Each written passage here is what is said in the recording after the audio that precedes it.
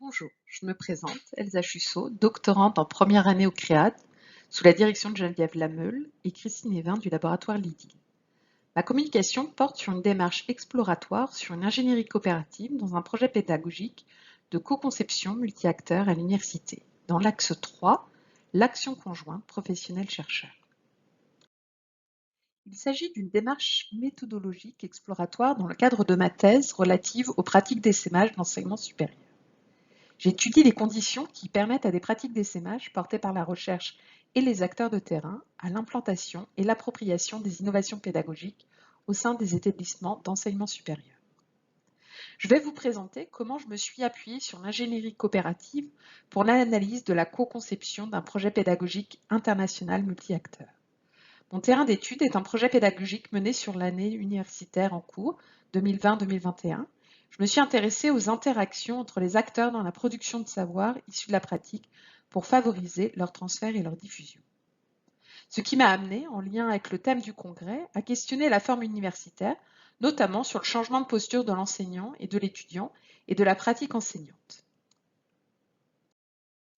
Le contexte, il s'agit de la première édition d'un projet pédagogique international appelé Virtual Environmental Challenge, VEC, porté par une enseignante-chercheuse de l'Université de Rennes 2 et mis en œuvre dans le cadre d'un enseignement qu'elle dispense auprès de 12 étudiants du Master 1 en didactique des langues, parcours anglais langue étrangère. Dans une approche par projet et d'apprentissage par les pairs, les étudiants du master accompagnent à distance 9 équipes internationales de 6 étudiants à relever des défis sur le thème de l'éco-campus, en s'appuyant sur un MOOC sur l'éco-linguistique. Ils s'inscrivent dans une dynamique de projet où il y a une volonté forte de co-concevoir les dispositifs pédagogiques entre enseignants et chercheurs et étudiants, ce qui a été impulsé par le Living Lab, pôle de recherche du projet Développement d'un environnement supérieur innovant à Rennes, appelé DÉSIR, lauréat de l'appel à projet Développement d'université numérique expérimentale nommé DUNE, porté par l'ANR, l'Agence nationale de la recherche. Le projet VEC fait suite à un projet qui a été mené dans le cadre de DUNE DÉSIR. Les étudiants internationaux ont 3 défis à relever sur le thème de l'éco-campus, coachés par les étudiants du master qui ont, eux, un rôle de coach. Toutes les semaines, il y a un temps de régulation entre les étudiants, coachs et l'enseignante-chercheuse qui aborde les problèmes rencontrés et les solutions qui peuvent être apportées. Sa dimension multi-acteur s'appuie sur une dynamique de co-construction du projet. Nous cherchons à étudier comment une ingénierie coopérative se met en place et contribue à faire évoluer le dispositif en cours de mise en œuvre et en projection de la prochaine édition. Dans un premier temps, nous nous appuyons sur les 4 principes de l'ingénierie coopérative. Notre étude cherche à identifier des éléments qui relèvent de ces principes. Ce schéma montre que dans une ingénierie coopérative, l'action conjointe est une action de compréhension qui identifie en particulier les fins de l'action et les moyens nécessaires pour atteindre ces fins. Cette compréhension amène à imaginer de nouvelles fins et ou de nouveaux moyens pour l'action. Donc, comment l'ingénierie coopérative contribue au processus de changement, levier de transformation de pratique? Les étudiants vont partir de leur pratique en tant que coach et partager les problèmes rencontrés entre eux et avec l'enseignante-chercheuse. Nous relevons que le moteur du travail d'enquête collectif est constitué dans cette action conjointe aussi par des dissymétries temporaires et partagées, prenant la forme de controverses d'ingénierie. Nous pouvons nous référer aux travaux de Perrault. La prise en compte des différences fait appel à un autre principe de l'ingénierie coopérative que celui d'assumption des différences. L'expérience de chaque participant va être reconnue pour alimenter le travail de conception. Ils interagissent ensemble dans une perspective d'enseignement-apprentissage et d'amélioration du dispositif pédagogique pour les éditions suivantes du projet. Le collectif, enseignants, chercheurs et étudiants, dans une action conjointe, travaille ensemble à chacune des étapes que constituent les défis et mène une enquête, selon DIWeb, pour résoudre les problèmes qui surviennent, pour y apporter des solutions, pour transformer la pratique existante, tout en cherchant à comprendre la dite pratique, pour reprendre Perrault. Nous nous référons au schéma de Perrault quelque peu adapté. Nous interrogeons la circulation des savoirs issus de l'expérience au sein du projet et comment ils se mêlent au sein d'une ingénierie coopérative. Les apports de chaque acteur, passeur du savoir, enrichissent les étapes successives du dispositif, avec l'idée que coopérer, c'est apprendre à connaître ensemble, selon Éloi. L'enseignante-chercheuse et les étudiants interagissent lors d'une rencontre en visio hebdomadaire, temps de l'enquête collective que nous pouvons qualifier d'épistémique, centrée sur les savoirs. Chacun apporte son point de vue et le collectif va construire un répertoire commun de pratiques analysées. L'enseignante-chercheuse peut y adopter plusieurs postures, enseignante, chercheuse, praticienne.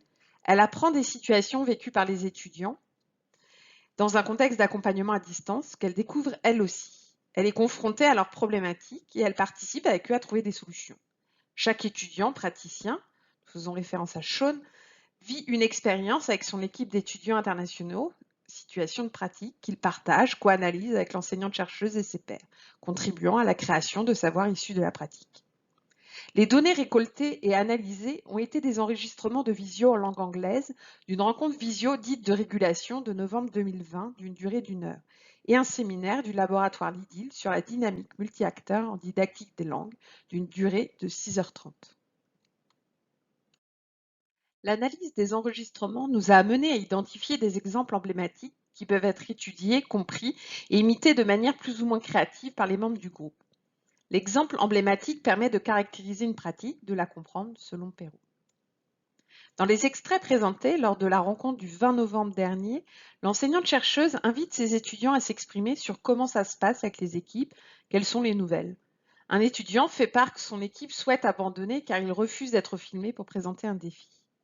Nous identifions un problème concernant l'usage d'un document sur le droit à l'image qui devait être signé par les étudiants internationaux au démarrage du projet. Lors du séminaire de janvier, une autre étudiante revient sur ce point problématique et informe l'enseignante-chercheuse qu'une chose n'était pas claire à ce sujet, puisque les réponses données au questionnaire par leur équipe n'étaient pas accessibles au coach, qui ne savait donc pas si les membres de l'équipe l'avaient renseigné ou non. L'enseignante lui répond « Nous aurions besoin d'un doc collaboratif où le super coach, qui est le coach étudiant qui est en 2e année qui coach les coachs, les tiendrait informés des mises à jour régulières pour que les coachs puissent remplir leur rôle. » Lors de ce séminaire, un coordinateur d'équipe, qui est le contact enseignant dans les établissements partenaires, indique qu'il y a tout un travail à faire pour essayer de repenser le système et de l'améliorer parce qu'il y a évidemment des problèmes de démarrage comme toute nouvelle initiative le serait. Nous identifions bien le processus qui est enclenché et le cycle de recherche de solutions. Le partage de connaissances permet au collectif de disposer des mêmes connaissances pour construire une solution commune aux problèmes communs. Je partage un verbatim issu des échanges lors du séminaire. Je sentais que je ne pouvais pas donner de l'aide à mon équipe parce que moi-même, je ne comprends pas ce que je devais faire. Nous sommes bien dans un comprendre transformé du schéma présenté tout à l'heure. En conclusion, le projet VEC, par un processus méthodologique, l'ingénierie coopérative, se construit progressivement, rend chaque acteur indispensable aux autres et apporte des éléments pour comprendre et faire évoluer le système. Il est intéressant de porter un regard sur comment les acteurs travaillent ensemble, les conditions d'organisation, de fonctionnement et comment ils coopèrent en formant une communauté de problématisation. Le travail de co-analyse qui succède aux expérimentations favorise un processus de changement et une transformation. La place de l'étudiant, positionné comme partenaire actif de la construction de connaissances sur la situation qui lui est proposée de vivre en formation, amène donc à un nouveau rapport pédagogique.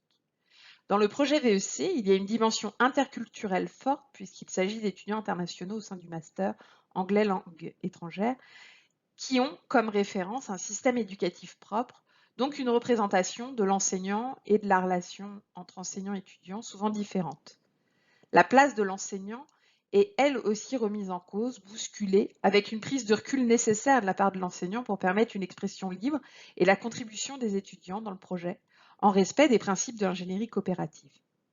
Cette étude pourra se poursuivre pour identifier des connaissances nouvelles produites et leur transfert et diffusion plus large pour une appropriation facilitée dans d'autres situations.